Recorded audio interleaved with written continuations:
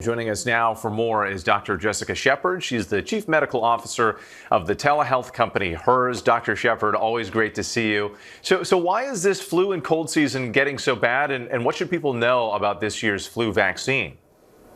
Well, flu season is not uncommon. We hear about it every year. But the good thing is that we usually have data from how it's impacting the rest of the world. So globally, we look at those stats and can be able to tell what it's going to look like in our season. So it isn't in full swing here in the US, but as you noted, that there are different variants. So what they're seeing here is influenza A, H3N2. So looking at that strain, this is where we're able to tell some of the severity. Now, what we've seen in Japan and the UK are increases in those severities. So from that, we want to make sure that we have all the latest data and making sure that, again, we heighten decreasing those risks by getting vaccination and also using washing your hands thoroughly, making sure that if you do feel ill, to decrease your contact with others, because many times the contagious part of flu is before you start to feel ill. Yeah, that's right. That's a key point right there. I also want to ask you about the CDC voting to end its long-standing recommendation that all newborns get the hepatitis B vaccine.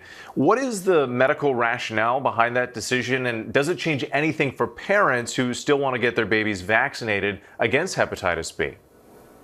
Now, it shouldn't change anything for parents who still want to get their children vaccinated at birth. I think that really is the key part of understanding why we make those recommendations at birth, is because hepatitis B is very contagious.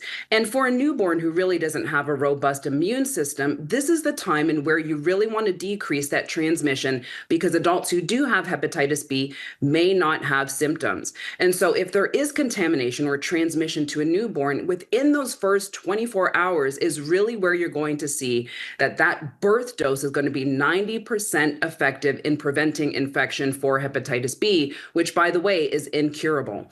And so with these types of information, knowledge that a parent can have, it really is important to know at the time of birth what they want to do. And this decision is really going to make an impact in helping parents make the best decision for their infants. Yeah, definitely communicate with your doctors, too, throughout the process. Dr. Shepard, always appreciate having you on. Thank you. Thanks so much.